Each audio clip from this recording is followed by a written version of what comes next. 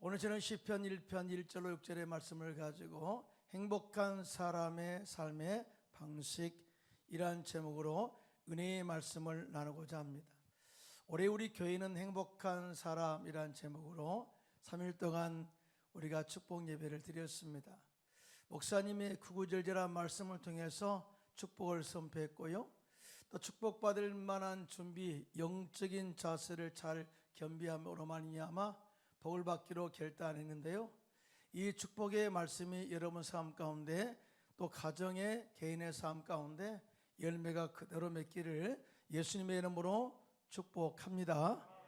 자, 이렇게 하나님께서 우리에게 복을 빌고 행복하기를 원하는 삶을 선포했다 할지라도 우리가 복을 받을 만한 마음의 준비와 믿음의 준비를 하지 않으면, 다시 말해서 영적인 그릇을 잘 준비되어 있지 않으면, 준비하지 않으면 하나님께서 약속하신 축복을 받아 누릴 수가 없다는 거예요. 사람들은 행복을 기대를 많이 하죠. 그러면서도 입으로 날마다 불평을, 원망을 쏟아낸다면 과연 그 사람의 미래가 행복할 거라고 기대할 수 있겠습니까? 그래서 오늘 본문의 시편 기자는 하나님의 자녀인 우리가 행복한 삶의 방식, 행복한 삶을 사는 영적인 원리, 습관에 대해서 구체적으로 말씀하시면서 이렇게 살아야 행복하다라고 가르치고 있어요. 그래서 오늘 우리 교회 성도님들은 오늘 말씀을 잘 배우고 실천해서 행복한 사람, 행복한 가정, 행복한 교회 공동체를 만들어서 그 안에서 하나님께 영광을 돌리고 많은 영혼들을 주께로 인도함으로 말미암아 주님 앞에 설 때 상급을 기대하는 행복한 성도들이 되시기를 예수님의 이름으로 축원합니다. 자, 그러면 행복한 사람의 삶의 방식은 무엇일까요? 첫째로 옛사람, 즉 육의 사람의 삶의 방식을 단호하게 끊고 겸손하게 살아야 한다라고 가르치고 있어요.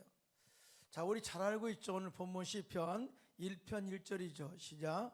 복 있는 사람은 악인들의 길을 따르지 아니하며 죄인들의 길에 서지 아니하며 오만한 자들의 자리에 앉지 아니하고 라고 말씀을 하고 있어요. 자, 복 있는 사람은 그래요. 자, 복이라는 것은요, 행복이란 단어와 동일하게 사용된다라고 제가 이미 말씀을 드렸어요. 또 뿐만 아니라 이 복과 행복의 개념에 대한 이 히브리어는 아시레와 바라크라는 단어를 쓰는데요, 이 복은요, 현재적인 복을 우리에게 주는 그런 복을 받을 뿐만 아니라 또 자녀가 잘 되는 복, 또 사업의 형통의 복을 받는 것, 또 건강의 복, 더 나아가 영생이 포함한 모든 이 포괄적 복을 이 축복, 행복이라고 그렇게 정의를 한다라고 말씀을 하고 있어요. 그래서 올해 우리 교회 성도님들은요, 이 아시레와 바라크의 복을 받고 행복한 가정, 행복한 직장, 행복한 사업, 행복한 나라, 행복한 교회 공동체를 만들어가는 축복의 통로가 되시기를 예수님의 이름으로 축원합니다. 자, 그러면 우리가 행복한 삶을 살기 위한 그릇을 만들어야 되잖아요. 다 하나님의 복을 받을 만한 영적인 그릇을 만들어야 되는데, 그러기 위해서는 우리 옛사람의 삶의 방식이나 육의 사람의 삶의 방식을 단호하게 끊어버려야 된다라고 말씀을 하고 있어요. 다 그 첫 번째가 뭐냐? 바로 악인들의 꾀를 따르지 않는 것이다 라고 말씀을 하고 있어요. 그러면 악인들이 누굴까요? 자, 우리가 한번 문자적으로 악인들을 한번 찾아볼까요? 자, 문자적으로 말할 때 죄를 지은 자가 악인이에요. 뿐만 아니라 도덕적으로 이 악을 행하는 자가 악인이라고 말합니다. 그런데 영적인 차원에서 보면 여기서 말하는 악인은요, 범법자나 성품이 악해서 못된 짓을 하는 나쁜 사람들만 가리키는 것이 아니라 하나님이 없다고 부인하는 자들, 어리석은 자들, 또 하나님을 믿지 않는 모든 불신자들을 악인이라고 그렇게 정의를 하고 있어요. 성경에 보면 다윗은 하나님을 사랑했어요. 온전히 믿고 하나님을 따랐던, 그 안에서 형통의 복을 누렸던 사람이죠. 사실은 다윗처럼 하나님을 사랑하고 하나님에 대한 말씀에 순종하고 다른 사람이 없을 거예요. 즉 그의 삶 가운데 늘 다윗은 하나님을 나의 하나님으로 인정한 사람이었어요. 그래서 하나님께서 그의 삶 가운데 형통의 복과 창대의 복을 주신 것을 보게 되고요, 다윗으로 인해서 그 아들까지 솔로몬까지 복을 받는 축복의 통로가 되게 한 것을 보게 됩니다. 그래서 그는 시편 14편 1절에 이렇게 말합니다. 시작. 어리석은 자는 그 마음에 이르기를 하나님이 없다 하는도다. 그들은 부패하고 그 행실이 가증하니 선을 행하는 자가 없도다 라고 말씀을 하고 있어요. 무슨 말이에요? 그들은 하나님에 대해서 알지 못해요. 마음이 영적으로 부패했어요. 행실 항상 죄를 짓는 그런 삶을 살아요. 가증하다는 거죠. 그래서 영적인 눈이 없기 때문에 하나님의 존재를 부인하고 하나님이 없다고 그렇게 한다는 거죠. 이 사람들이 악인이라는 거예요. 예수님께서는요, 제자들에게 죄인은 바로 불신자들이 죄인이라고 그렇게 악인이라고 이야기를 하고 있습니다. 요한복음 16장 9절에 보면 이렇게 말합니다. 시작. 죄인들아 함은 그들이 나를 믿지 아니하며 라고 말씀을 하셨어요. 여러분, 왜 악인들이 나빠요? 악인들은 하나님을 알지 못하기 때문에 하나님의 뜻을 수행하지 않습니다. 하나님의 뜻을 거역합니다. 무시합니다. 그리고 자기의 삶의 방식이나 자기의 삶의 원리를 가지고 따라 살아가게 되는데요, 결국 이 악인들의 삶은 하나님이 인정하지 않아요. 결국은 그의 길은 망하게 되기 때문에 절대적으로 우리는 악인들의 길을 따르지 않아야 된다. 우리는 세인은요, 정말 할 수만 있다면은 악인들의 길을 단호하게 잘라버리고 따르지 않기를 잘라버리고요, 우리 교회 공동체 모임 예배에 참여하시고요, 믿으시면 아멘. 기도 모임에 참여해서 하나님의 지혜도 배우고 예수님의 생명과 예수님의 십자가의 은혜를 따라 살아가면서 그 안에서 행복한 삶을 살게 되시기를 예수님의 이름으로 축원합니다. 자, 두 번째, 우리가 행복한 삶을 살아야 되는데요, 그러기 두 번째는 옛사람의 삶의 방식, 육의 사람의 삶의 방식을 단호하게 끊어야 되는데, 그 두 번째가 바로 죄인들의 길에 서지 않아야 된다라고 말씀을 하고 있어요. 물론 죄인과 악인은 같은 의미로 쓰였어요. 하지만 여기서 죄인이라고 하는 것은 히브리어로 핫타임이란 단어를 썼어요. 근데 죄인이 어떤 사람이냐? 화살이 표적에서 빗나갔다, 그 말. 화살이 타겟에서 빗나겠다. 여러분, 헬라어로 죄가 뭔지 아십니까? 하마르티아예요. 이 하마르티아는요, 이 말 역시 의미가 화살이 관역을 빗나갔다라는 뜻으로 사용되었어요. 자, 이제 우리가 이해가 됩니까? 자, 한번 이제 추측해 보세요. 죄가 뭘까? 죄가 하나님을 믿지 않는 거다. 죄다. 자, 의에 대해서, 자, 죄라고 하는 것은 주님을 부인한 것이 죄다 라고 이야기하는데, 왜 그래요? 하나님은 우리에게 복받을 삶의 방식을 제시했어요. 예수 믿어라. 믿으시면 아멘. 말씀에 따라 살아라. 그러면 주님이 지키시고 복되게 하시고 영원히 형통케 하시겠다고 하는 하나님의 약속의 말씀을, 그렇게 주님의 뜻을 말씀했거든요. 근데 죄인들은요, 그 길을 가지 않고 빗나간 탈선의 행위를 한다는 거예요. 자, 이와 같이 죄인들은 하나님께서 주신 생명의 말씀을 따라 살지 않고 자신의 상식과 자신의 이 뜻을 따라 살다가 결국 의인들의 회중에 들지 못하게 되고 그 망하는 길을 가게 된다라고 하는 것을 말씀을 하고 있어요. 자, 이렇게 뻔히 보이는 이 죄인들의 삶의 결말을 우리가 이제 알고 있으니까요, 자, 세인은 절대 하나님의 말씀에 따라 사는 그 길을 선택하시고요, 하나님의 뜻을 벗어난 탈선의 행위를 끝까지 우리가 절대 단호하게 끊어버리고 주의 말씀 안에서 올바로 그 길을 따라 살아가는 저와 여러분 되시기를 예수님의 이름으로 축원합니다. 더 나아가 죄인의 길이란 또 다른 의미가 있어요. 죄인이라는 것은요, 길을 잃어버렸다는 의미가 있어요. 여러분, 예수님께서 그렇게 말씀하셨죠. 내가 곧 길이요 진리요 생명이니 나로 말미암지 않고는 아버지께로 올 자가 없느니라. 다른 이로서는 구원을 얻을 수 없나니 천하 인간에게 사람에게 구원을 얻을 만한 이름을 주신 일이 없다라고 말씀을 하고 있어요. 자, 구원의 길은 오직 길 대신 예수님을 통해서 구원받게 될 줄로 믿습니다. 자, 그런데 말이죠, 죄인은 구원의 길을 알지 못하기 때문에 부인하죠. 그래서 생명의 길을 가지 않습니다. 죄인은 십자가의 은혜와 사랑을 모르기 때문에 십자가의 은혜의 길을 가지 않습니다. 죄인은 구원의 가치를 모르기 때문에 구원의 길을 가지 않습니다. 죄인은 말씀의 능력을 알지 못하기 때문에 말씀을 따라 살지 않습니다. 죄인은 자신의 길을 가면서 자신의 방법대로 살면서 믿음을 부인하고 거부하는 삶을 살아갑니다. 자, 죄인이 이렇게 철저하게 길을 잃어버리고 자기 방식대로 살아가는 것이 죄인이다. 자, 그런데 왜 우리가 죄인의 길에 서지 않아야 되느냐? 자, 그것은 바로 우리가 죄인의 길 가운데 서 있으면 믿지 않는 자들의 부정적인 소리, 교회를 비판하고 판단하는 소리, 하나님을 욕하는 이 죄인들의 군중 심리에 의해서 우리의 생각과 믿음이 파괴당하기 때문이라고 말씀을 하고 있어요. 여러분 그러잖아요. 세상 사람들을 만나가지고 처음에 그 그룹 속에 들어가게 되면 그 반응이 확 옵니다.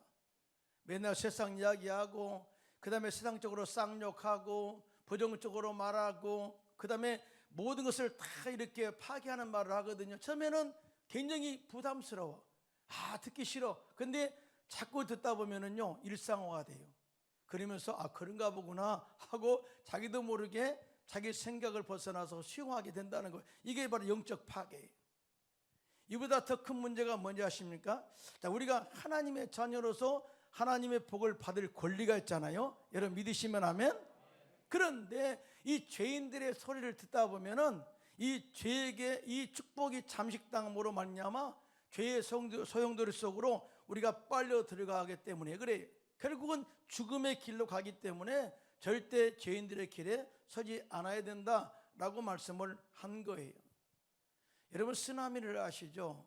쓰나미는 헤일이라고 그러죠. 자, 큰 쓰나미, 엄청난 쓰나미 한번 보셨죠? 2011년도 일본의 미야기현의 규모 9.0 강도의 지진과 약 10m 높이의 쓰나미가 발생해서 태평양 연안 그 안에서 일본 해안 지역을 휩쓸어 버렸어요. 근데 이 쓰나미로 인한 사망자와 실종자 숫자가 몇 명인지 아십니까? 24,500명이라고 했어요. 놀래도 안 하시죠, 그죠? 우리는 몇 명 죽었다 그러면 난리 치잖아요.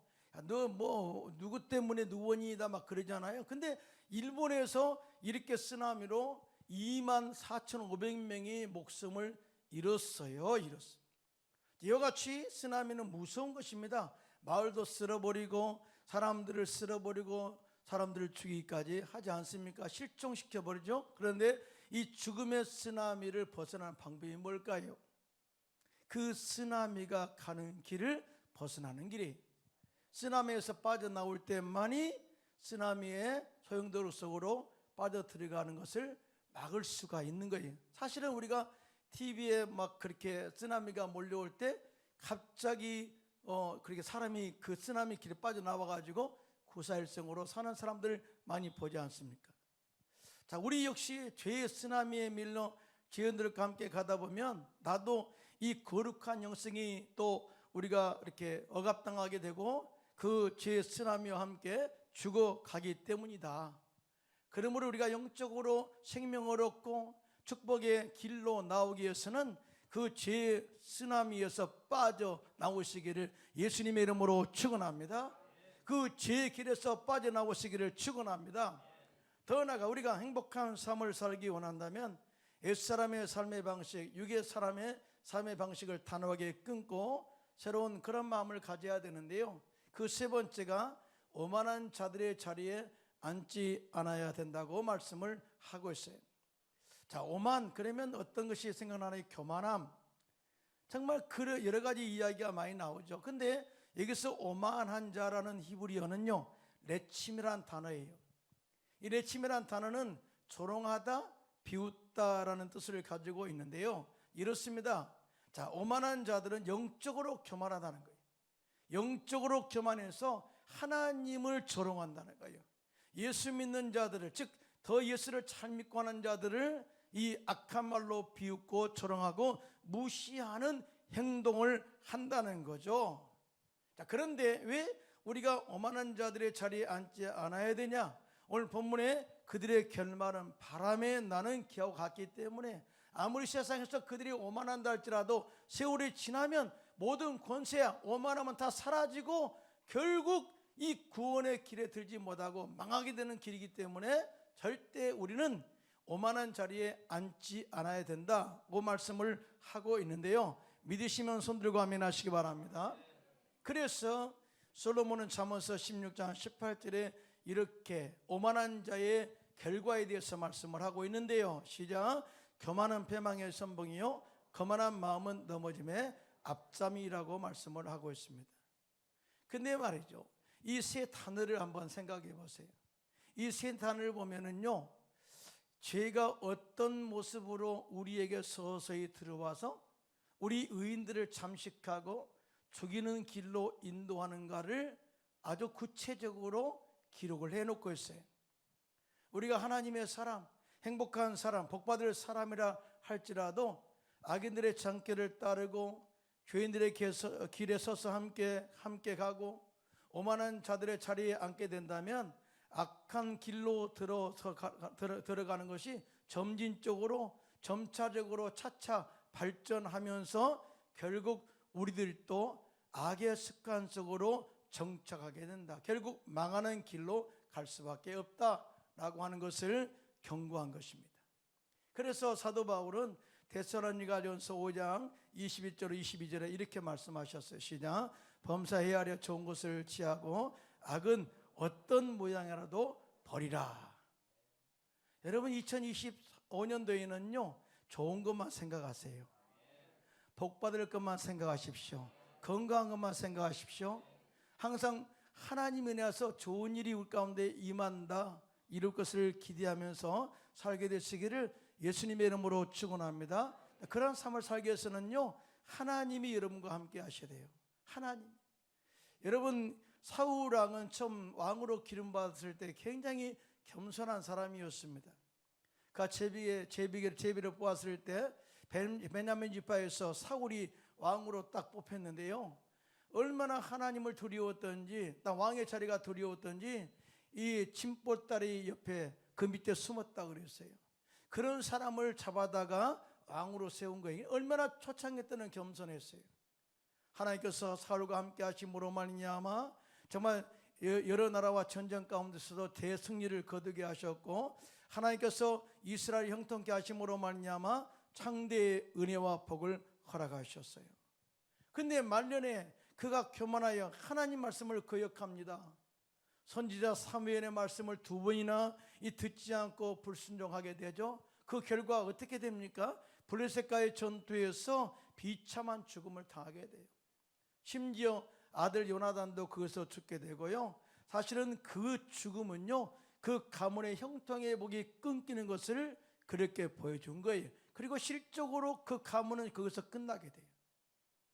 영원히 복을 받아야 할 가문이 그렇게 불순종으로 말미암아 교만함으로 말미암아 끊어지게 되었다. 사무엘이 뭐라고 하는지 아십니까? 얼마나 안타까웠으면 당신 왕이 하나님을 경외함으로 말씀에 순종했다면 당신의 가문이 영원히 길 건데 이렇게 교만하여 끊어버린 것에 대해서 내 마음이 너무나 아프다라고 그렇게 한탄한 것을 보게 됩니다.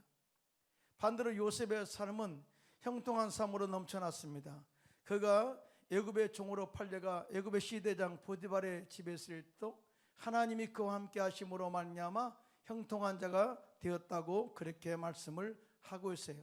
심지어 말이죠, 그 형통함이 그 가정에 미치게 되었다, 즉 축복의 통로가 되었다라고 말씀을 하고 있는데요, 여러분 역시 여러분 가정, 직장, 사업장에 축복의 통로가 되시기를 예수님의 이름으로 축원합니다.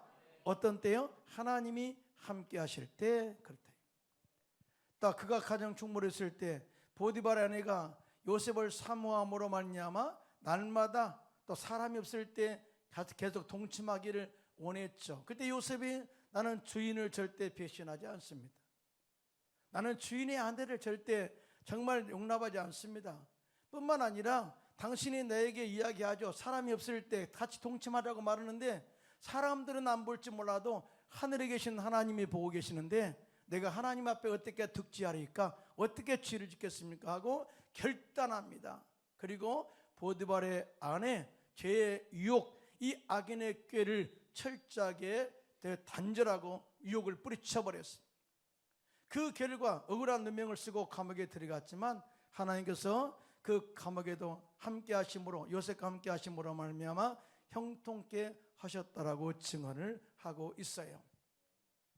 이와 같이 요셉은 그가 하나님의 자녀로서 자신이 어디 있든지 악인들의 꾀를 따르지 않았고 죄인들의 길에 서지 않았고 말씀에 굳게 서서 하나님의 택한 백성으로서의 믿음의 정절을 지키고 자신의 일에 열심히 최선을 다해서 일했다. 그러자 하나님께서 요셉과 함께 하심으로 그의 삶의 현장을 복되게 한 줄로 믿습니다. 자, 이것이 바로 복 있는 사람의 행복한 사람의 삶의 방식이요 거룩한 습관이요 복을 받는 영적인 원리다 그 말이죠. 이러한 거룩한 습관으로 하나님의 복이 형통함이 여러분 가정에 영원히 흘러 넘치기를 예수님의 이름으로 축원합니다. 둘째로 행복한 사람의 삶의 방식은 오직 야훼의 말씀을 즐거워하고 주야로 묵상하는 자다라고 말씀을 하고 있어요. 자, 우리 잘 알고 있는 말씀 2절 3절 함께 합독해요. 시작. 오직 야훼의 율법을 즐거워하며 그 율법을 주야로 묵상하는도다. 그는 시냇가에 심은 나무가 철을 따라 열매를 맺으며 그 잎사귀가 마르지 아니함 같으니 그가 하는 모든 일이 다 형통하리로다. 자, 우리 사람들은 건강하기를 원하죠, 그죠? 건강하기를 원해요. 근데 먹지 않아. 음식을 먹지 않으면 그 사람은 절대 건강을 유지할 수 없어요. 음식은 에너지원이거든요. 자, 그런데 아프지 않고 건강하게 살기를 원하는 그 비결도 있죠. 그거는 좋은 음식을 먹어야 돼요. 좋은 음식. 정크푸드나 그 다음에 인스턴트 식품을 먹으면서 내 혈관이 깨끗하기를 원한다. 그러면 절대 이 건강을 기대할 수 없어요. 자, 하나님의 자녀인 성도들 역시 영적인 건강을 위해서 우리를 영적으로 살지게 하고 지혜를 줄 이 영적인 양식 하나님의 말씀을 날마다 먹고 살아야 될 줄로 믿습니다. 그래서 복 있는 사람은 야훼의 말씀을 주야로 묵상하는도다 라고 말씀을 하고 있어요. 자, 우리 묵상이라는 말을 참 많이 듣잖아요. 목사님 묵상, 묵상 내가 생각합니다. 말씀을 내가 잘 이렇게 기억하고 되새깁니다. 좋아요. 그런데요, 묵상이라는 말씀 속에는 이 말씀, 하나님 말씀을 묵상한다는 말씀 속에는요 여러 가지 의미가 있어요.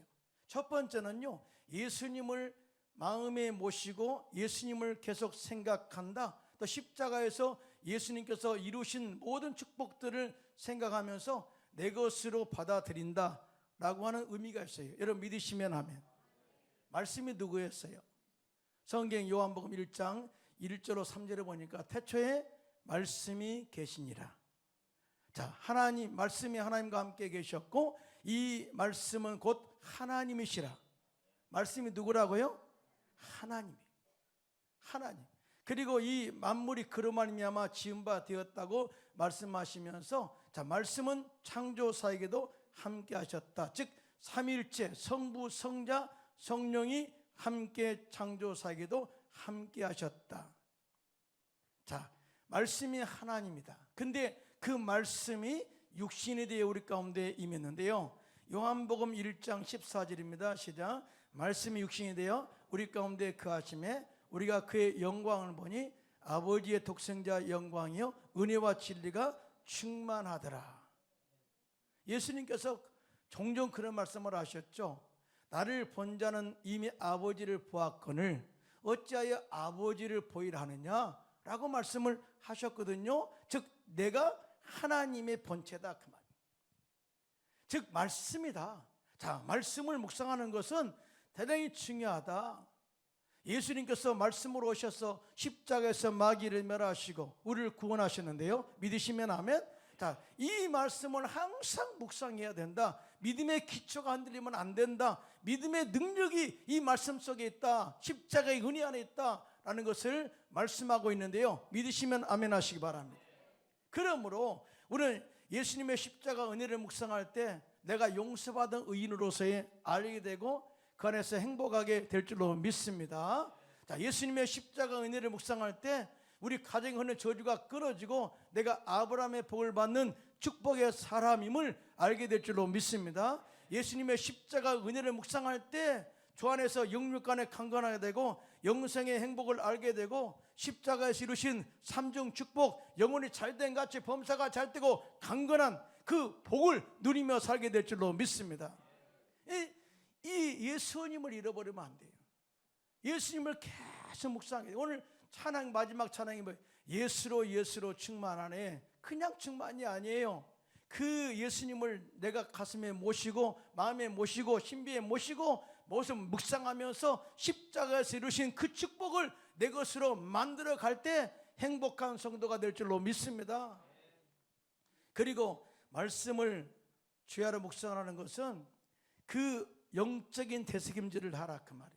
영적인 되새김질은 뭐냐면은 그 말씀을 다시 생각하고 또 생각하면서 그 말씀 속에 있는 영적인 능력을 나의 것으로 만들어 나의 영적 에너지를 겸비하라 그런 뜻이에요. 여러분, 하나님의 말씀은 능력이 있습니다. 할렐루야. 능력이 있어요. 히브리서 4장 12절에 이렇게 말씀합니다. 시작. 하나님 말씀은 살아있고 활력이 있어 좌우에 날쌘 어떤 검보다도 예리하여 혼과 영과 및 관절과 골수를 찔러 쪼개기까지 하며 또 마음의 생각과 뜻을 판단하나니 라고 말씀을 하고 있어요. 자, 말씀 그 자체가 능력이다. 말씀 자체가 창조의 역사다. 말씀 자체가 우리를 구원한 능력이 된다. 자, 그런데 예수님께서 그렇게 말씀하셨죠. 지금까지 너희가 기도하지 않았지만 내 이름으로 기도해라. 그럼 내가 행하리라. 말씀을 믿음으로 선포하면 주님이 일하신다 그 말이죠. 여러분 믿으시면 아멘. 근데 어떤 때 말씀을 붙잡고 바로 그렇게 기도할 수가 있을까요? 그 말씀이 나에게 레마로 들려올 때, 이 말씀은 정말 살아있어, 이 말씀은 내가 믿어 하고 확실하게 믿음을 가지고 능력 있게 선포한다면 그 말씀대로 그대로 역사가 일어날 것을 믿으시면 아멘 하시기 바랍니다. 자, 그래서 우리가 말씀을 묵상한다는 것은 그 속에 있는 영적 에너지를 내 것으로, 즉 레마로, 살아있는 말씀으로 만들기 위해서 그 말씀을 계속해서 묵상하라고 하는 메시지가 있는 것입니다. 할렐루야. 그러므로 우리는 주야로 주의 말씀을 묵상해서 기록한 그 말씀을 내 것으로 레마로 받아들이고 그 말씀의 능력으로 귀신을 쫓아내고 병든 자를 고치고, 아멘을 안 하시겠습니까? 자, 귀신을 쫓아내고 마귀를 데려가고 병든 자를 고치고 또 복음을 전해서 많은 영혼들을 주께로 인도해내는 축복의 통로가 되시기를 예수님의 이름으로 축원합니다. 더 나아가 하나님 말씀을 주야로 묵상하는 자에게는 하나님께서 형통의 복을 주시고 창대케 해 주시겠다고 약속하셨어요. 그래서 하나님께서는 새로운 지도자 여호수아에게 말씀을 묵상해라 라고 말씀을 하신 거예요. 그런 말씀을 통해서 하나님의 지혜를 배웠습니다. 그런 말씀을 통해서 하나님의 통찰력을 얻게 되었죠. 그런 말씀을 통해서 영적 지도력을 얻게 되었어요. 그러면서 그가 모든 가정 가운데 영적 승리를 이루게 한 것이 뭐냐? 말씀에 순종했을 때 이루어진 결과임을 그렇게 경험하게 된 것입니다. 그래서 하나님께서 여호수아에게 여호수아서 1장 8절에 이렇게 말씀합니다. 시작. 이 율법책을 내 입에서 떠나지 말게 하며 주야로 그것을 묵상하여 그 안에 기록된 대로 다 지켜 행하라. 그리하면 내 길이 평탄하게 될 것이며 내가 형통하리라. 자, 이와 같이 말씀은 우리들의 형통의 길로, 의의 길로, 생명의 길로, 치유의 길로, 자, 은혜의 길로, 행복의 길로 인도하는 하나님의 축복의 통로가 되기 때문에 항상 하나님의 말씀을 주하로 묵상하고 즐거워해야 될 줄로 믿습니다. 자, 그런데 이 말이죠, 즐거워한다 이 말은 참 어려워요. 자, 하나님 말씀을 묵상하고 즐거워한다 라고 하는 것은요, 영적인 문제예요. 즉 관계 문제. 다시 말하면 하나님을 사랑하면 하나님 말씀을 받아들이기를 즐거워하고 우리의 삶이 하나님을 즐거워하는 삶으로 바뀌게 될 줄로 믿습니다. 제가 한번 여러분들을 연애 시절로 소환하겠습니다. 여러분, 아내와 남편을 만나서 처음 연애할 때 만나고 싶었어요? 안 만나고 싶었어요? 궁금해요? 아마 왜 결혼했을까? 저는 저 같은 경우는 그렇습니다. 같이 있고 싶으니까 결혼한 거예요. 데이트하다 보면 시간이 짧잖아요. 그렇게 많이 이야기를 했는데 할 이야기가 너무나 많은 거예요. 많이 이야기할 때마다 집중해서 들었어요. 취미가 뭐고 어떤 꿈을 가지고 있고 믿음은 뭘고 이런 이야기를 계속 하는 거예요. 그러면 난 듣고 정말 은혜가 서로 소통합니다. 나도 이런 믿음을 가지고 살아요. 그러면서 꿈과 비전이 같구나. 이제 더 자주 만나 이렇게 만나 헤어지니까 힘드니까 함께 살면 안 될까? 그래서 결혼이라는 계약을 하게 되고 함께 가족 즉 부부가 된 거예요. 자, 한번 생각해 보세요. 그때는 어때요? 아내의 말이나 남편의 말이 소중해요. 하나하나가. 그 다 듣죠. 그러나 어느 순간부터 해이해지면 핸드폰이 더 사랑스러워. 그래서 아내의 말보다 핸드폰을 보게 됐죠. 이게 이제 가정의 문제가 생긴 거예요. 그래서 하나님께서 그런 말씀을 해요. 처음 사랑을 회복하라. 처음 사랑을 회복하라. 할렐루야. 왜 그러겠어요? 처음 네가 나를 만났을 때 구원의 감동과 감격을 얻었을 때 얼마나 네가 눈물로 기도하고 예배 참여하기를 기뻐했느냐, 얼마나 사랑했느냐. 말씀 들을 때마다 귀를 쫑긋하고 그 말씀을 내 것으로 받아들여서 그 말씀을 그냥 저 그대로 믿음으로 행했지 않느냐. 그럴 때마다 내가 너와 함께해서 기적을 베풀어줬고 치유했고 하나님께서 엄청난 복을 줬지 않느냐. 그러기 위해서는 네가 처음 사랑을 회복하라 그 말씀을 하잖아요. 그 의미가 바로 이거예요. 이제 하나님 말씀을 듣는 것을 묵상하고 말씀 묵상하고 하나님을 즐거워하는 것은 주님과의 사랑 문제가 회복돼야 된다 라고 하는 메시지를 주고 있어요. 여러분 믿으시면 아멘.